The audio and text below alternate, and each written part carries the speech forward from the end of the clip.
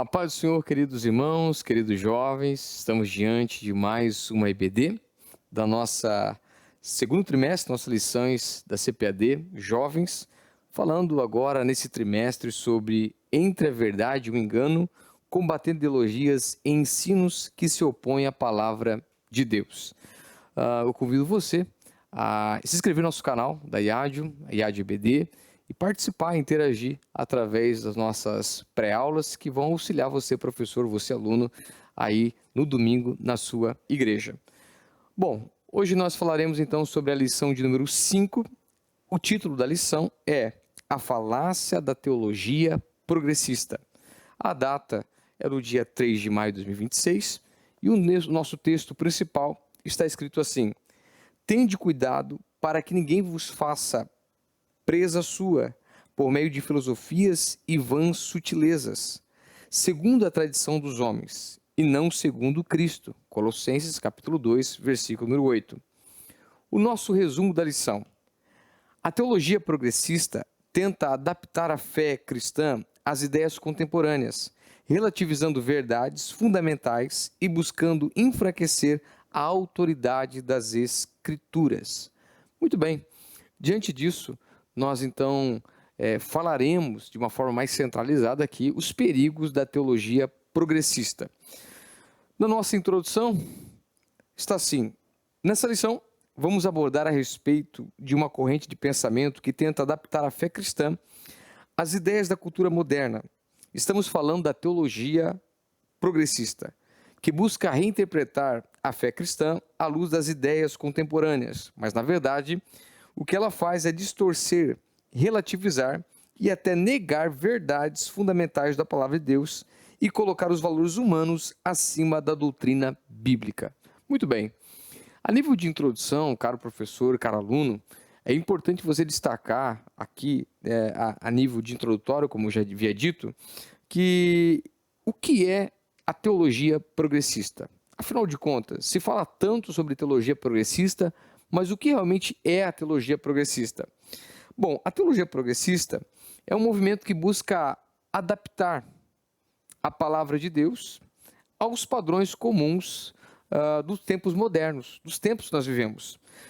Ela não vê a teologia saudável, a teologia cristã, como não tenta fazer uma apostasia, mas o que dá a entender é que ela tenta agir com uma evolução, ou seja, o que está na Bíblia aparentemente parece coisas muito do passado, coisas que já não fazem mais um link direto com a atualidade, não faz mais sentido para a atualidade. Por isso, eles tratam como uma evolução. No entanto, o que é importante destacar é que eles tentam, de alguma forma, colocar a razão humana e a experiência individual acima da revelação divina.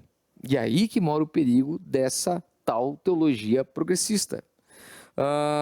Se eles entendem que a Bíblia em algum momento está sendo ofensiva ou ultrapassado, eles tentam de alguma forma limpar isso ou ressignificar para que os textos bíblicos se tornem mais aceitáveis aos seus leitores.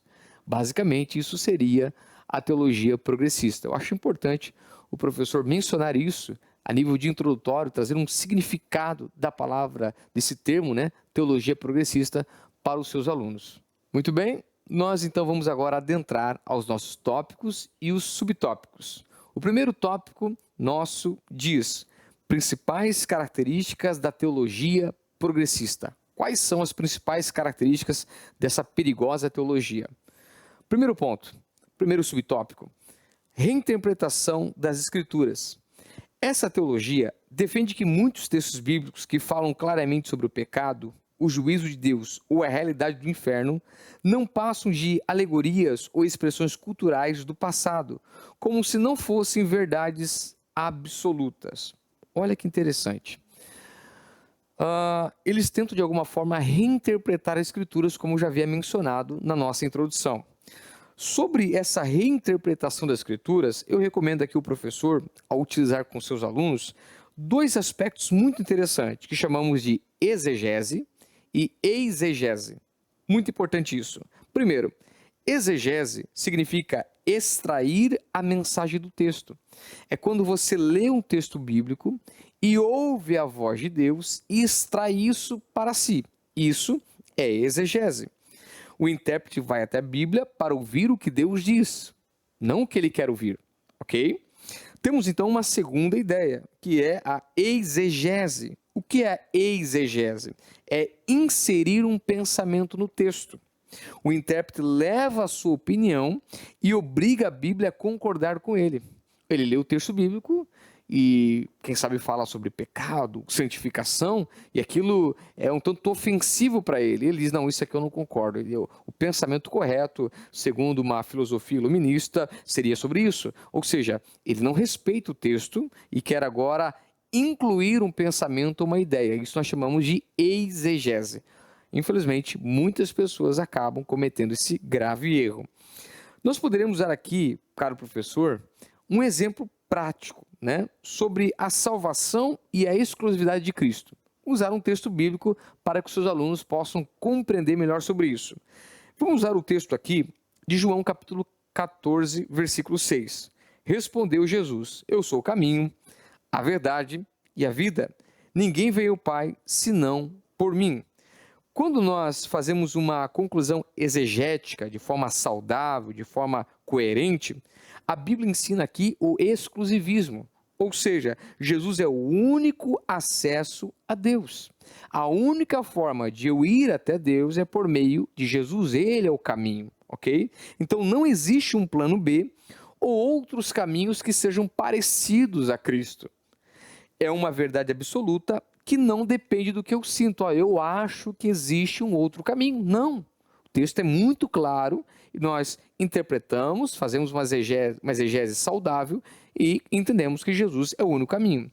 Mas se nós fôssemos aplicar aqui uma exegese, utilizando o caminho largo com o mesmo texto. É o mesmo texto, só que agora vamos colocar a teologia progressista para compreender isso usando a exegese. Olha só que interessante. Qual seria a argumentação dessas pessoas? Eles argumentam que quando Jesus disse que ele é o caminho, a verdade e a vida, ele estava sendo poético. Ou seja, Jesus estava fazendo uma poesia, algo, quem sabe, mais filosófico, mais bonito, é um pensamento, uma ideia, não é uma realidade. Ok? Dizem que o Espírito de Cristo está presente em todas as religiões e que o amor é o verdadeiro caminho independente da crença. Olha que quanto é perigoso isso. Não quer dizer que qualquer crença, qualquer caminho me leva até Deus, o que nós refutamos segundo o texto bíblico.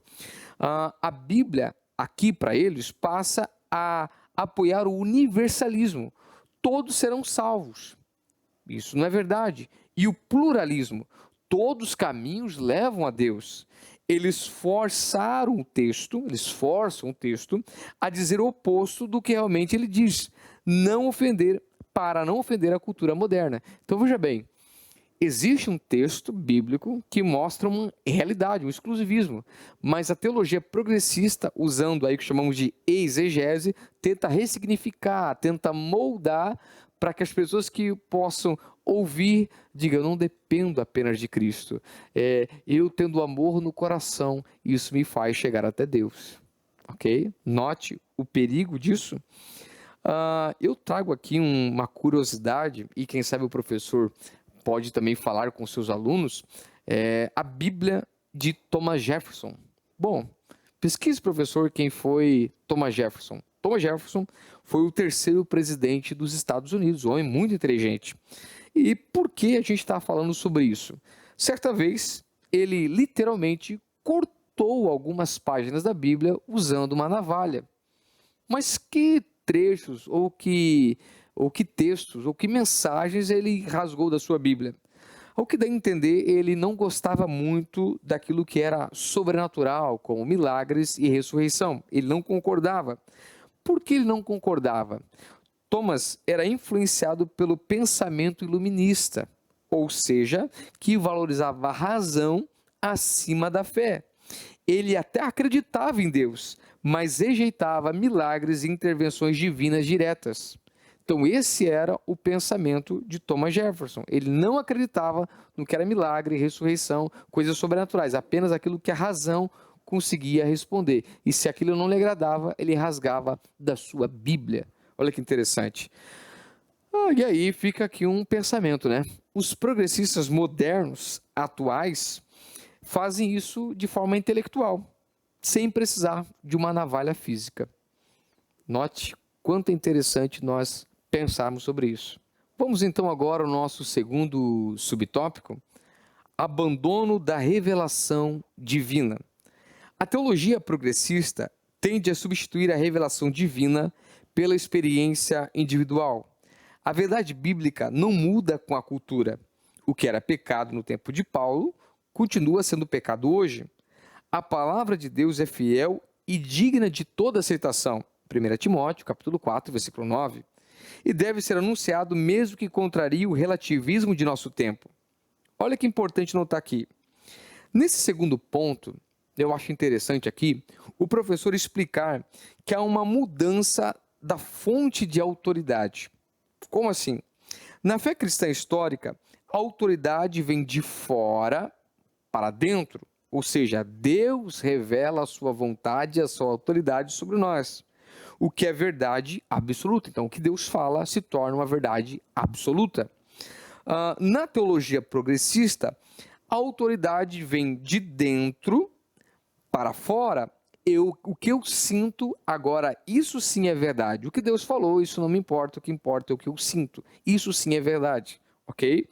A verdade revelada por Deus se torna relativa. Não, veja bem, era um outro momento, era uma outra cultura, era uma outra ideia, Deus não pensava dessa forma exatamente. Então, eles começam a maquiar ou a transfigurar algumas ideias perigosas. Podemos destacar uma filosofia extremamente perigosa nos dias de hoje, temos visto muito isso, que nós chamamos de antropocentrismo. O que é o antropocentrismo? É a visão em que o ser humano se torna a medida de todas as coisas, ou seja, o ser humano é o centro de todas as coisas. Quando nós pregamos uma mensagem bíblica e quando falamos de Jesus no centro da mensagem, nós chamamos de uma mensagem cristocêntrica. Cristo no centro da mensagem. É uma mensagem que com certeza vai ter resultado. Agora, quando eu ministro uma mensagem antropocêntrica, o homem no centro da mensagem, resultados espirituais não haverá. Então, a gente pode até, quem sabe o professor aqui, usar um exemplo que acontece muito com os jovens na atualidade, que está relacionado às redes sociais. Vamos usar um exemplo aqui do algoritmo da fé. Como assim algoritmo da fé? Caro professor, você pode explicar aos jovens que a teologia progressista, ela funciona como um algoritmo da rede social. Como assim um algoritmo da rede social? O algoritmo só te mostra o que você gosta. Quando você mexe no Instagram, lá nas suas redes sociais, geralmente no Instagram, vamos usar a coisa do Instagram, quando você vai para o Reels ou pesquisar alguma coisa, geralmente o algoritmo do Instagram, ele coloca coisas que você agrada, aquilo que você costuma mais ver. Ele sempre vai aparecer aquilo que você mais gosta de estar visualizando. Olha que interessante. Então o algoritmo só te mostra o que você gosta, o que você concorda, o que te dá prazer. Ele esconde o que te desafia, o que te contraria. Então, dificilmente o algoritmo do Instagram vai colocar diante de você aquilo que te incomoda, aquilo que você não gosta. Ele não vai colocar, ele vai colocar aquilo que você procura, aquilo que você curte, aquilo que você comenta, certo? Qual é o perigo disso? Quando transformamos a fé em um algoritmo, paramos de seguir a Deus e passamos a seguir a nós mesmos em uma tela espelhada. Ou seja, eu não quero ver Deus, eu quero ver aquilo que me agrada, é como um espelho, eu quero ver aquilo que eu gosto de ver, que eu gosto de sentir, gosto de pensar, aquilo que me confronta eu descarto. Olha que perigoso isso. Uma fé que não lhe confronta provavelmente não seja Jesus que você esteja seguindo, mas sim o seu próprio ego. Aquilo que eu menciono quando eu ministro algumas pregações em algumas igrejas, o evangelho que não lhe confronta também não lhe sara. Nós precisamos ser confrontados constantemente por conta do nosso ego, por conta dos nossos desejos, nossos pensamentos, das nossas atitudes que muitas vezes agradam ao Senhor Jesus. Então, o que é importante notar, quem vive essa teologia progressista de apenas querer o que lhe agrada, está readaptando a verdade, está readaptando a palavra, segundo os seus próprios desejos, segundo as suas próprias vontades. Vou trazer aqui mais um exemplo, e eu acho interessante o professor também trabalhar em sala de aula. Podemos usar aqui a teologia progressista no deserto. Existe um exemplo bíblico que retrata muito bem isso. Quando nós olhamos para o povo quando estava no deserto, e Moisés foi ao Monte Sinai receber ali algumas instruções do Senhor. O povo não aguentava mais espera e resolveram fazer um bezerro de ouro. E aí que mora o perigo. Veja bem, o povo estava acostumado com os deuses do Egito. O povo estava acostumado com a cultura do Egito. Eles não queriam esperar pela revelação que vinha do monte através de Deus para com Moisés. Eles queriam algo para agora, que fizesse sentido para eles. E vivemos hoje muito disso, né? Uma geração imediata que quer tudo para agora, tudo para já. Alguns dizem que é a geração iFood, né? E qual o erro progressista aqui? Eles tentaram adorar a um Deus verdadeiro através de uma experiência que eles criaram, ou seja, o bezerro de ouro, baseado na cultura que eles gostavam. Então, se na cultura do Egito tinha a ideia de adorar um animal, de adorar uma estação do ano, de adorar algo do tipo que fosse material, eles pegaram essa ideia e resolveram fazer, então, o bezerro de ouro. Mas há uma consequência em cima disso. Deus não aceitou ser reinterpretado. A revelação do monte era clara. Não farás imagem. Deus disse, eu não quero que vocês façam imagem. O povo tampou os ouvidos e fez aquilo que lhe agradara. A boa intenção de Arão em manter o povo unido através de uma experiência cultural resultou em juízo. Entenda que a ação de Arão, do povo, até então não era má, mas só pela questão de querer readaptar ou colocar segundo as suas próprias vontades em cima de uma cultura, isso desagradou o Senhor. Então, o que é notório e importante notar aqui? Não importa o quão sincero você seja em sua experiência, se ela contradiz o que Deus revelou, você não está adorando a Deus, está adorando uma ideia de Deus que você mesmo fabricou. Cuidado, muito cuidado com isso, que nós não caímos nesse erro de fabricar algumas coisas para readaptar o que Deus já reprovou. Ponto 3, minimalismo doutrinário. A negação de doutrinas bíblicas promove um cristianismo genérico, que se assemelha mais ao pensamento humanista do que à fé cristã.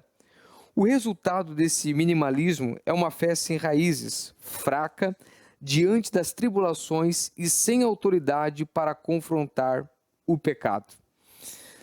Caro professor, eu vou dar um exemplo aqui e talvez isso pode ajudar você na aula e vai ser bem interessante a gente notar isso aqui. Vamos usar o exemplo aqui de um suco de caixinha. Eu acho que muitos jovens que estão me ouvindo, me vendo agora, gostam de um suco de caixinha. Um suco de caixinha. Não vou falar aqui marcas para não fazer o merchan, mas um suco de caixinha. O que o professor pode falar sobre esse exemplo aqui, talvez que seja interessante? O professor pode explicar aos alunos que no minimalismo doutrinário é como um suco industrializado que diz sabor uva, mas tem 0% de fruta, apenas corante e açúcar. Então imagine um suco de caixinha, onde diz que o sabor é de uva, mas ele tem 0% de fruta, 0% de nutrientes, ele tem apenas corante e açúcar. Veja bem, o corante aqui, e nós trocando os miúdos, é a música legal, é o jogo de luzes, é o entretenimento do culto, é o ambiente daquela igreja. Isso é o corante. Aí nós podemos usar aqui o açúcar. O açúcar são as frases motivacionais que massageiam o nosso ego. Você vai vencer, você pode, você é o ponto fraco de Deus e coisas do tipo, tá? Vão massageando o nosso ego. Mas o que falta realmente é a fruta. A uva aqui em questão falta. E a uva em si seria a palavra. A palavra é a pureza, a palavra é o nutriente, a palavra é que alimenta quem está bebendo desse suco, ok? A palavra é a única coisa que realmente alimenta e dá vitamina para a alma. Ou seja, o minimalismo doutrinário, ou a fé vazia, abre aspas, fecha aspas, é o esforço de reduzir o cristianismo a um pacote básico de bondade, descartando as verdades bíblicas que confrontam o mundo. É trocar a teologia, o estudo sobre Deus, pela psicologia do sentir-se bem. Então, eu não preciso mais estudar sobre Deus, eu preciso apenas me sentir bem. Eu preciso estar bem aonde eu preciso estar. É assim que, infelizmente, acontece dentro da teologia progressista. Isso é um problema. É importante notar que a Bíblia não é um cardápio. Não podemos escolher só as partes que gostamos. Nós não podemos fazer isso. A Bíblia é um todo, é um conjunto. É um conjunto. Poderíamos ainda usar um exemplo bíblico, se é permitido, a construção sobre a rocha. Quando Jesus fala isso em Mateus capítulo 7, versículo 24 ao 27, haviam dois construtores. Ambos construíram as casas que pareciam iguais por fora. Você olhava, eram duas casas. Mas a questão é a diferença da estrutura dessas casas. Um cavou fundo até achar a rocha, ou seja, a doutrina, a palavra, o fundamento. O outro construiu na areia o minimalismo, a superficialidade, aquilo que só aquilo que me agradava era suficiente. O resultado veio a tempestade, e tempestade vem para todo mundo. Veio a crise, veio os problemas ideológicos na faculdade, que vai chegar a você, jovem, pressões sociais, veio tudo isso, só que só ficou de pé quem estava fundamentado. Notou esse ponto interessante? Doutrina não é peso. Servir a Deus, ler a Bíblia, cumprir o que a Bíblia diz é pesado. Não é pesado, não. É um alicerce, é um escudo, é o que nos mantém firme contra essas tempestades que tentam assolar e fazer a gente balançar na fé. Ponto 2. Visão bíblica sobre a verdade. Ponto 1. Autoridade das Escrituras. A Bíblia é a palavra de Deus, inspirada pelo Espírito Santo. É útil para ensinar, redaguir, corrigir e instruir, segundo Timóteo capítulo 3, versículo 16. Sua autoridade não está sujeita à cultura, às modas ou às filosofias humanas. Ela pertence firme para sempre, segundo Isaías capítulo 40, versículo 8. Jesus mesmo afirmou: a tua palavra é a verdade. Ele jamais relativizou a Escritura, mas a cumpriu em cada detalhe. Bom, sobre a autoridade das Escrituras, eu acho interessante, professor, aqui, pensar alguns pontos muito notórios que vão chamar a atenção do seu aluno. A Bíblia, ela não é um conselheiro que você consulta quando quer. Hoje eu não estou bem, vou consultar a Bíblia para ver qual a melhor decisão. A Bíblia não é um conselheiro que você consulta quando você quer. A Bíblia é um manual de vida, é um GPS para você caminhar. Há uma diferença. Ela é a autoridade máxima que define a realidade e a verdade. A Bíblia não é um livro de opiniões religiosas. Ela é a palavra de Deus, final e absoluta. É o Deus falando na Bíblia. Ela não se adapta ao tempo. O tempo é que deve se alinhar a ela. Então, os tempos mudaram, vieram a modernidade, as tecnologias, mas a palavra de Deus permanece a mesma. Como disse o Dr. Billy Graham, a palavra é mais atual do que o jornal de amanhã. Como nós podemos pensar sobre a autoridade das Escrituras ainda usando, quem sabe, um exemplo? A Bíblia, ela é o padrão ouro. O que seria o padrão ouro? Vamos imaginar aqui uma problemática. Imagine se cada pessoa no mundo decidisse quanto vale um metro. Todo mundo diz assim, para mim 1 metro é um passo. 1 metro para mim é o tamanho do meu braço. Imagine se as pessoas pensassem dessa forma, né? Viraria um caos as construções ao redor do mundo, não é verdade? A solução: existe um padrão universal para o metro que não muda. Então, 1 metro é 60 centímetros, é um padrão. Você vai em qualquer lugar do mundo, o padrão é 60 centímetros. É claro que pode mudar a nomenclatura, mas é 60 centímetros, 1 metro. Muito bem. Então, a Bíblia é o padrão ouro da verdade. Se a cultura diz que algo é certo, mas a Bíblia diz que é errado, a cultura está fora da medida. A cultura está fora da medida. A Bíblia não precisa se ajustar ao mundo. É o mundo que está desalinhado com o padrão de Deus. Então, a Bíblia não precisa colocar uma roupagem que agrade o nosso sistema em que vivemos. Pelo contrário, é o sistema em que nós vivemos que precisa receber a roupagem da Bíblia. Essa é a diferença. Nós podemos observar ainda mais um exemplo bíblico quando Jesus utiliza a palavra para confrontar Satanás, a tentação no deserto, Mateus capítulo 4, versículo 1 ao 11. Qual era a cena? Jesus, o próprio Filho de Deus, está sendo tentado pelo diabo no deserto. E qual que é a atitude de Jesus mediante essa tentação? Chama bastante atenção os detalhes. Ele não usou os seus sentimentos. Olha como Jesus nos ensina muitas coisas. Jesus não falou, eu sinto que eu sou o Filho de Deus. Nem mesmo a sua própria autoridade divina, eu sou Deus, saia daqui, Satanás. Ele não fala isso. Em nenhum momento, ele poderia usar essas expressões, mas ele não utiliza. Jesus utiliza a própria palavra para confrontar as astutas, tentações de Satanás. Para cada tentação, Jesus respondeu a ele, está escrito. Jesus utilizou a Bíblia para confrontar o nosso adversário.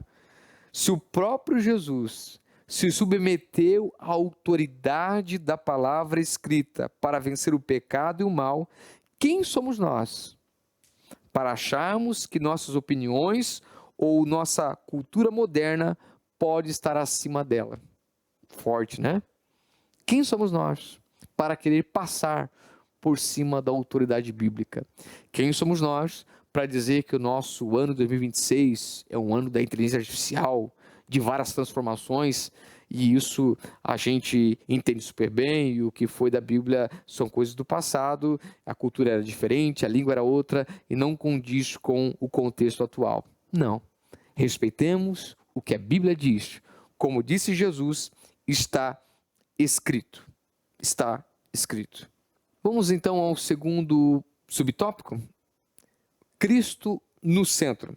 Eu gostaria de ler com os irmãos o último parágrafo desse subtópico. Cristo não veio para satisfazer as expectativas humanas, mas para cumprir o propósito eterno do Pai. Então, Deus não veio para cumprir as nossas vontades, mas cumprir aquilo que o Pai determinou. Ele nos chama ao arrependimento, não à autoafirmação. A teologia progressista tende a fazer de Jesus um mestre ético, ignorando seu senhorio e sua obra redentora. Olha o quanto é perigoso a teologia progressista, até mesmo quando falamos da centralidade de Cristo. Veja bem, aqui é importante o professor explicar aos seus alunos que o evangelho não é sobre causas humanas. O evangelho não é sobre isso. Alguém me diz, não, eu sou o centro da vontade. Não, você é alguém que foi salvo, que estava inclinado ao pecado, vivendo uma vida deplorável, miserável, caído e dependente da graça, e Jesus te salvou num ato de amor, a qual Deus fez para com o mundo usando o seu Filho. É isso que é o evangelho. Ok? Isso é o evangelho. Mas o que é interessante notar, enquanto o progressismo reduz Jesus a um mestre ou até mesmo por algumas ideias aí de revolucionário social, a Bíblia apresenta Jesus como um Senhor que exige arrependimento e um novo nascimento. Você pode ser bonito, você pode ser rico, você pode fazer parte de uma família poderosa, mas isso não determina a sua salvação. Isso não determina que você é uma pessoa boa, isso não determina que você consegue ser salvo pelas suas próprias vontades ou pelas suas aquisições pessoais. Não. Ok? Ele veio para que nós nos arrependêssemos e tivéssemos um novo nascimento. Ou seja, ele não veio para satisfazer as nossas expectativas ou validar nosso ego. Ok? É importante notar isso. Nós temos visto muitas igrejas, muitos pregadores, muitos falsos profetas que pregam dizendo que isso é uma verdade, que Deus ele veio para satisfazer as suas vontades, para passar a mão sobre os nossos pecados, o que isso não é verdade. Alguns pensam que Jesus é como um gênio da lâmpada, que você esfrega e faz 3 desejos. Não, isso não é verdade. Jesus veio para nos reconciliar com Deus, através da sua morte e da sua ressurreição. Sem o senhorio de Cristo, não existe cristianismo, apenas humanismo disfarçado de religião. Perigoso, né? A gente poderia ainda utilizar um exemplo bíblico, eu sempre gosto de usar exemplos bíblicos para reforçar a ideia, né? Do texto famoso de João capítulo 6, versículo 26 ao 66. O povo estava com fome, Jesus já tinha pregado, Jesus ficou compadecido pelo povo que ouvia e resolveu multiplicar os pães e os peixes. A multidão seguia Jesus porque ele multiplicou os pães. Será? Sim, eles queriam que Jesus resolvesse o problema social da fome e fosse o rei político deles. Então muitos seguiam Jesus não por o que ele era, mas por aquilo que ele poderia oferecer. Será que isso existe nos dias de hoje? Ele começa a falar de comer a sua carne e beber o seu sangue. Claro, Jesus está falando da sua morte sacrificial, trazendo a ideia do Calvário. Ele retira o foco do estômago, da causa social. Ele diz: isso aqui é segundo plano, isso não é o mais importante. Ele coloca o foco na salvação, a obra eterna. É isso que Jesus quer transmitir para o povo. A ação social é importante, mas não é mais importante do que a obra redentora. Nunca será mais importante. Resultado: muitos o abandonaram. Esse discurso é pesado. Quem que consegue ouvir um discurso com esse? Eu vou embora, eu gosto do pão e do peixe, mas quando ele começa com esse assunto aí, eu caio fora. É basicamente isso. Aí Jesus perguntou aos seus discípulos se eles também queriam ir. Vocês querem ir também? Pode ir embora. O que eu tenho é a obra redentora. Vocês só querem pão e peixe? Pode ir embora. Mas o que Pedro fala, irmãos, jovens, professor? Pedro responde: não é para onde, mas é para quem iremos nós. Só tu tens as palavras de vida eterna. Que coisa gloriosa, né? Pedro entendeu o que era o reino. Senhor, eu não preciso de pão, não preciso de peixe, eu preciso do teu senhorio sobre a minha vida. É isso que eu preciso. Quando Jesus deixa de ser o provedor de pão, olha que interessante, grava isso no coração. Quando Jesus deixa de ser o provedor de pão para ser o Senhor da nossa vida, muitos desistem. A teologia progressista prefere o Jesus que multiplica pães ao Jesus que exige a cruz. Estamos trocando os valores. Isso é uma problemática muito séria. Uso mais um exemplo agora, para encerrar esse segundo subtópico, do jovem rico. O jovem rico chegou para o Senhor Jesus: Senhor, guardo os mandamentos, honro meus pais, faço tudo o que o padrão me pede. O que mais devo fazer para ser salvo? O Senhor poderia me dar alguma dica? Ele entendeu que Jesus seria para ele um coach, ou um treinador, um especialista em performance individual. Era basicamente isso que ele entendia de Jesus. Ele queria uma dica para como ganhar a vida eterna. Senhor, me dá uma dica aí para como eu devo ganhar a vida eterna. Basicamente seria isso. Jesus, como Senhor, exigiu o que ele mais amava, as suas riquezas. Eu já disse em outras aulas aqui. O Senhor não quis tirar o dinheiro das mãos dele, mas do coração aonde estava impregnado. Jesus não validou a bondade dele. Jesus não passou a mão de, olha, você é um cara bom, hein? Você é um cara bom. Não, Jesus foi confrontativo ao coração desse jovem.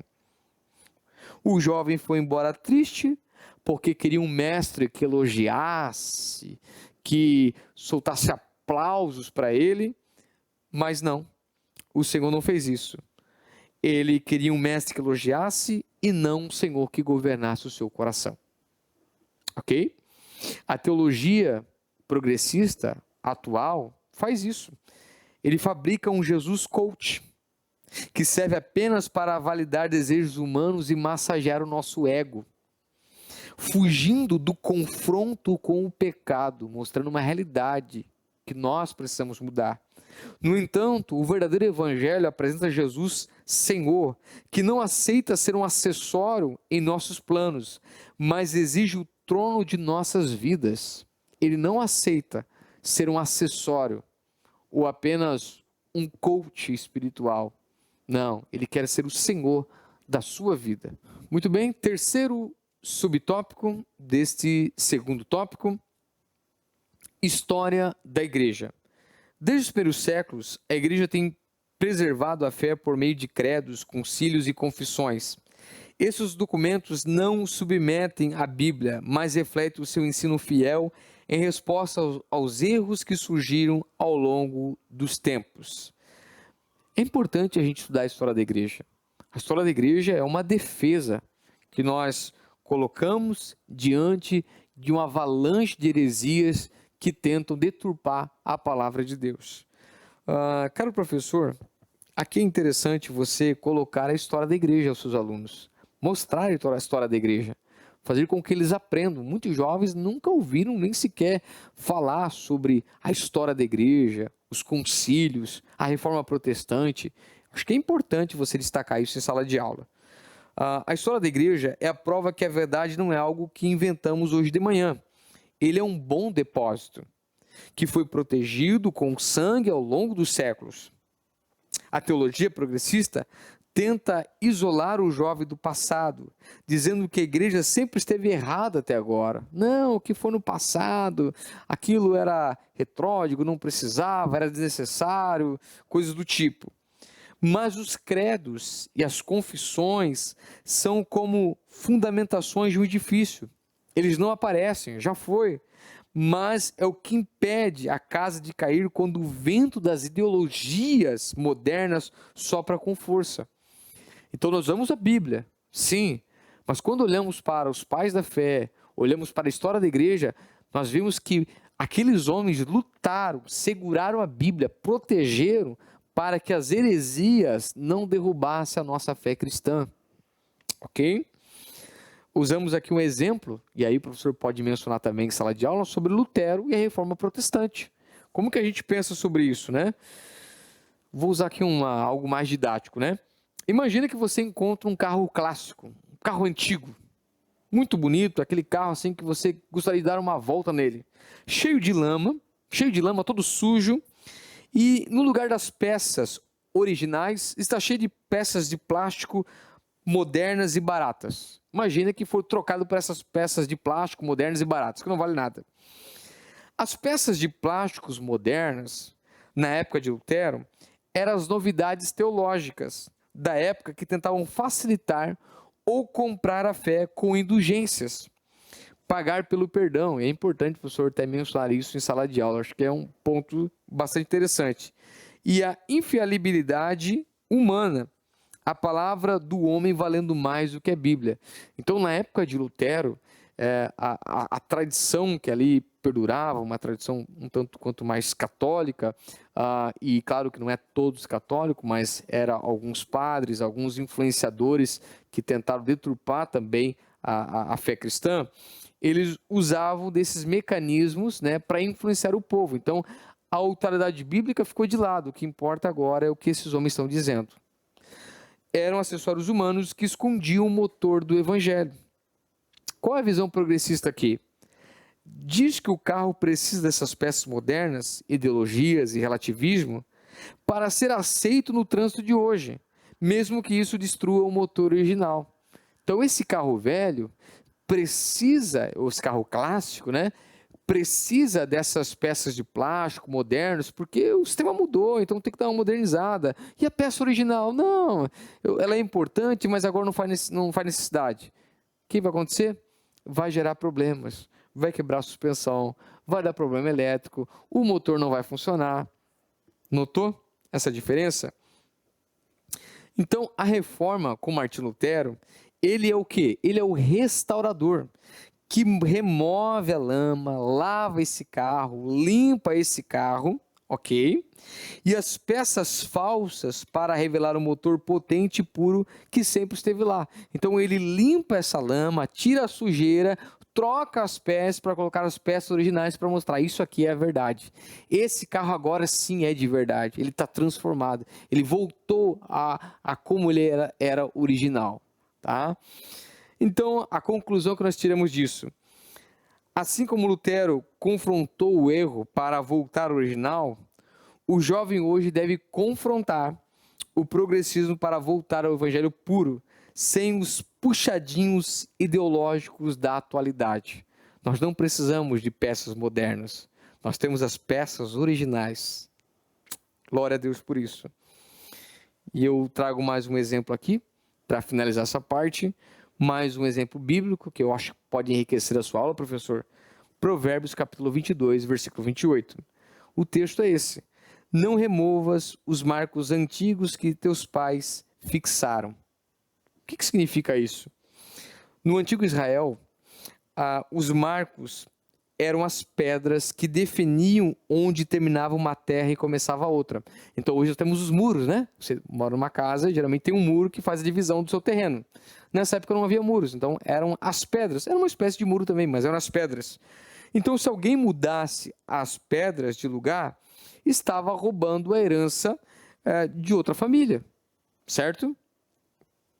Então, como nós aplicamos isso para a atualidade? As doutrinas históricas, né? A divindade de Cristo, a salvação pela graça, a autoridade da Bíblia, a Trindade, os dons espirituais, são os marcos antigos da nossa fé. Nós aprendemos isso com nossos irmãos mais antigos, eles lutaram para que isso chegasse até nós. Muito bem. A teologia progressista, o que ela faz? Ela tenta empurrar essas pedras, ela tenta tirar essas pedras para ganhar terreno para o mundo. Ela tenta tirar a nossa herança, ok? Quando o jovem aceita remover esses marcos, deixa tirar esses marcos, ele está entregando a sua própria herança espiritual. Ele deixa de ser herdeiro da verdadeira para ser um mendigo de ideologias. Então, eu tenho a minha herança, que Deus, que Cristo, que os pais da igreja deixaram, e agora eu deixo essas ideologias modernas tomarem conta do meu coração, tornarem-se como verdade a minha vida. Eu estou dizendo, eu estou perdendo a minha herança, estou ficando mendigo espiritual e perdendo aquilo que é verdadeiro, aquilo que é real, aquilo que é sincero, aquilo que vem de Deus. Muito bem, queridos irmãos, vamos agora para o último tópico: consequências para a fé cristã e a igreja. Primeiro, confusão doutrinária. Quando as doutrinas são tratadas como meras opiniões, a fé cristã torna-se subjetiva e individualista. Cada um passa a crer no que quiser, gerando um ambiente de insegurança espiritual e falta de unidade.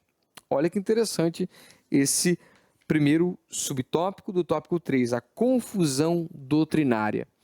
Nós temos uma doutrina, a doutrina da palavra de Deus, e é preciso respeitar essa doutrina e não misturarmos as coisas.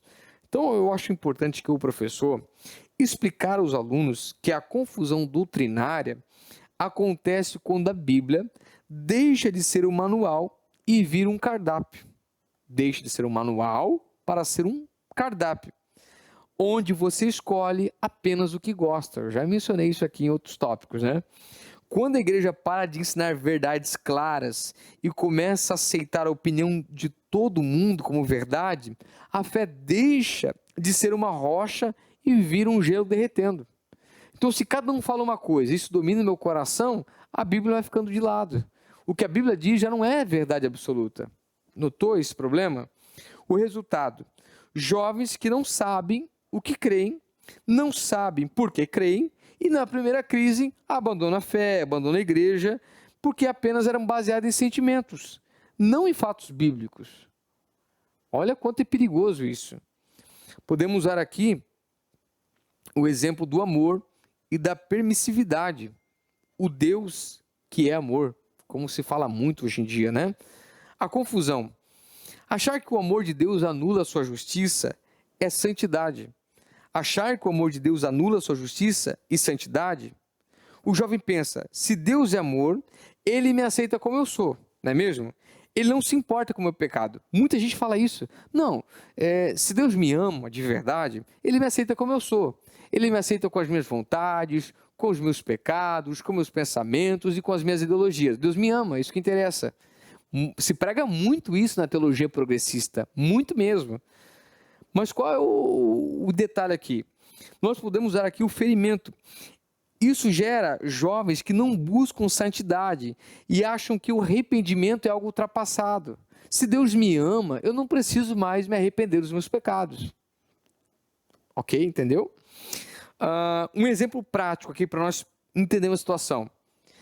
É como um médico que ama o seu paciente. Aquele médico, ele ama o seu paciente, ele gosta daquele paciente, mas não quer ofender, dizendo que ele tem um tumor. Então, o paciente tem um tumor, o médico ama tanto ele, que ele não quer falar para o paciente que ele tem um tumor.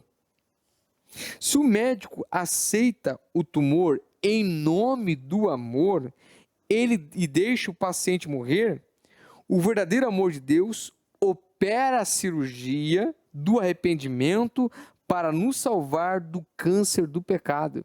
Então veja bem, se o médico ama ao ponto de esconder o tumor, isso nunca foi amor. Mas o amor de verdade é dizer: você está errado, você precisa mudar, você precisa ser transformado, eu estou disposto a te curar, a mudar a sua vida, a mudar a sua história. Isso que Deus faz dentro de nós. Nós podemos usar um outro exemplo, e aqui me salta os olhos, Atos capítulo 17, versículo 11, sobre os irmãos bereanos. Paulo era um grande pregador. Paulo era um grande ministrador. Paulo era alguém que estava em muitos ambientes ministrando, pregando. Paulo era alguém que conhecia muito bem os textos bíblicos. Mas certa vez, Paulo pregou para os irmãos de Bereia.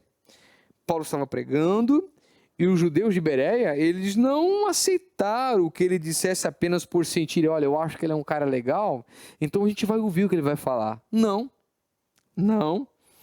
Eles examinaram as escrituras todos os dias para ver o que Paulo dizia, se aquilo era verdade. Olha que interessante. Paulo está pregando? Vamos analisar. Será que é verdade? E é isso que a igreja tem que fazer. Quando você vai num culto e o pregador está ministrando, fique com a Bíblia aberta. Folheie o texto. É isso mesmo que o pregador está falando? O pregador pode errar. O pregador pode falhar. Eu posso errar também. Por isso é importante a gente sempre folhear, ler a Bíblia para ver se aquilo condiz com a palavra. E os bereanos eram pessoas nobres nesse sentido. A solução para a confusão não é seguir o pregador mais legal, o mais famoso, o mais gente boa. Não é. Mas conferir o gabarito no livro. Não é porque o pregador é legal, que ele é bonito, tem um penteado bacana, não. Ele está pregando Bíblia. O que ele está pregando condiz com a palavra? Esse é o essencial.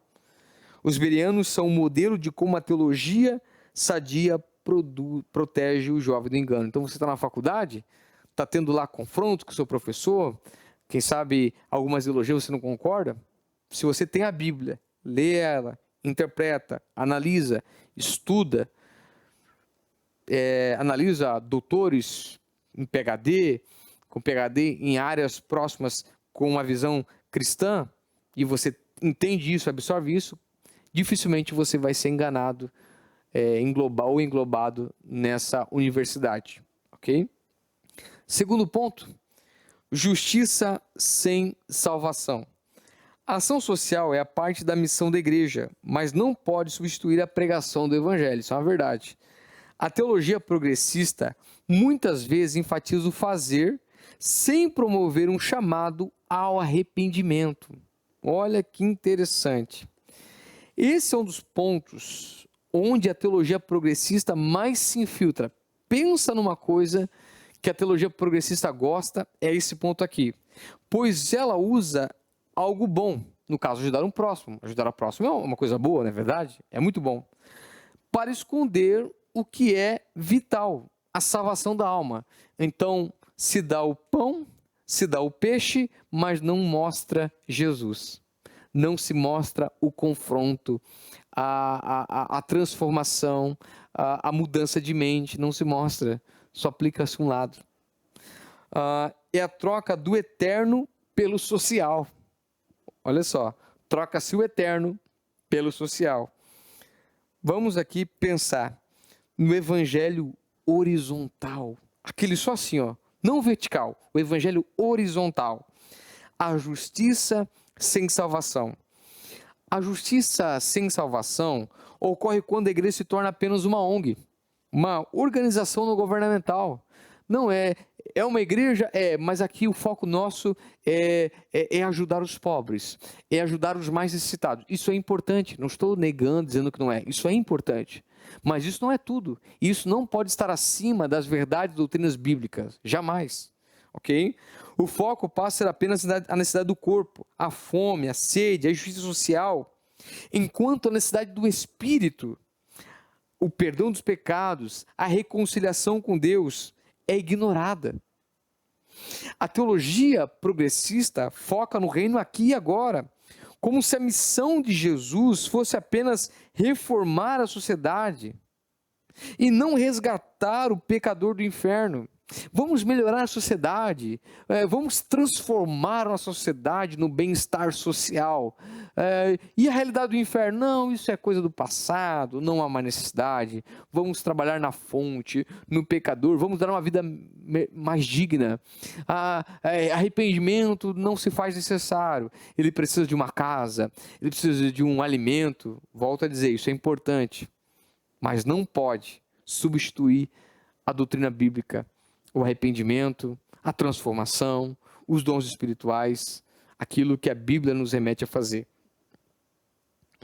Fazer o bem sem pregar o arrependimento é dar um banquete a um condenado à morte sem dizer que existe um perdão disponível. Meu Deus, olha só que interessante. Fazer o bem sem pregar o arrependimento é dar um banquete a um condenado à morte sem dizer que há um perdão disponível. Como isso é interessante, né? Vamos usar um exemplo aqui fácil também sobre isso, sobre o navio que está naufragando. Imagina um navio gigante que colidiu com um iceberg, como fosse o Titanic, tá? Ele está afundando rapidamente. Como que é a visão progressista mediante isso? Justiça sem salvação. Os tripulantes correm para arrumar as camas, organizar o buffet, pintar as paredes e garantir que todos os passageiros estejam confortáveis e sendo tratados com igualdade enquanto o navio desce para o fundo do mar. Eles fazem o bem, mas ignoram que o navio está indo para o abismo. Do que adianta eu fazer tudo isso e saber que o navio vai afundar? Não adianta de nada. O cristão verdadeiro, que se estivesse navio faria, ele vai fazer o quê? Correr para os botes salva-vidas, gritando: o navio está afundando, entre aqui para serem salvos. Enquanto ajuda as pessoas a entrarem aos botes, ele também oferece água e conforto, mas a prioridade absoluta é tirar as pessoas do navio. Poderia até usar o exemplo aqui do paralítico de Cafarnaum, né? Quando ele se encontra com Jesus e para todo mundo a maior necessidade daquele homem era andar. Eu quero andar.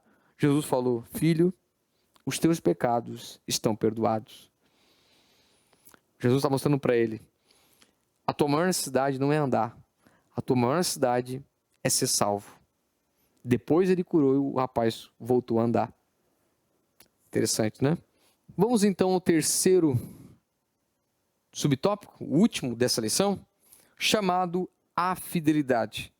Em um tempo de tantas vozes, expressões culturais, a igreja é chamada a ser uma voz fiel à verdade como um sal da terra e luz do mundo. Isso não significa ser rude ou inflexível, mas manter-se firme no essencial da fé, como fizeram os profetas, os apóstolos e os pais da igreja. Podemos dizer aqui que a teologia progressista chama a fidelidade de intolerância. Você é intolerante. Mas a Bíblia chama de amor. Se você ama alguém que está caminhando para um abismo, a coisa mais cruel que você pode fazer é ser flexível e não avisar do perigo. A pessoa está caminhando ao inferno, mas você não para na frente, você não puxa essa pessoa para o caminho, é perigoso, olha, por esse caminho você não alerta ela. É uma coisa triste, uma coisa que é uma das coisas mais cruéis que pode existir. Ser fiel é garantir que a próxima geração receba o mesmo evangelho que salvou os apóstolos, e não uma cópia barata sem poder. Que evangelho que alcançou você, meu irmão, minha irmã, jovem, professor? Que evangelho lhe alcançou? Eu fico com a expressão de Paulo em 2 Timóteo 4, 1 a 8. O bom combate. Paulo estava no fim da vida. Ele não sabia que viria um tempo em que as pessoas não suportariam. Ele sabia que viria um tempo em que as pessoas não suportariam essa doutrina e buscariam mestres que dissessem o que elas queriam ouvir. Exatamente os dias de hoje. Mas qual que é a ordem que Paulo dá a Timóteo? Tu, porém, Timóteo, não seja como eles. Sê sóbrio em tudo. Sofre as aflições e cumpre o teu ministério. A fidelidade é um esforço consistente. Não é fácil ser crente. Não é fácil ser um jovem cristão. Não é fácil negar os prazeres do mundo. Não é fácil. Eu sei porque eu também já fui jovem. Não é fácil. Mas Paulo, ele não termina dizendo: fui famoso, fui aceito, fui reconhecido. Paulo não teve essas vanglórias. Mas Paulo diz: eu guardei a fé. Esse é o maior sucesso que você, cristão, jovem, professor, pode ter. Guardar a fé. Conclusão? Vamos ler a nossa conclusão? A nossa conclusão está assim: vimos que a teologia progressista tende a subordinar a verdade bíblica ao relativismo da nossa época, minando a mensagem central do Evangelho. A fé cristã verdadeira não nega a realidade do pecado e do juízo, mas confia no poder da cruz de Cristo. Portanto, devemos permanecer vigilantes, ensinando toda a Escritura, encorajando a fidelidade a Deus, sem permitir que modismos humanos passem a redefinir o conteúdo de nossa pregação. Que voltemos sempre às Escrituras com humildade, fé e coragem. Portanto, querido professor, amado irmão, jovem que me ouve, que nós possamos combater essa teologia perigosa, a teologia progressista. E como nós iremos nos proteger? Através da palavra de Deus, através da espada, do escudo, da coragem, da humildade, sabendo que em Cristo somos mais do que vencedores. Fazendo assim, guardando a fé, como Paulo fez, alcançaremos nosso objetivo, nos encontrar com Ele naquele tão sonhado dia. Que Deus te abençoe, Deus te guarde, professor, aluno, e até uma próxima.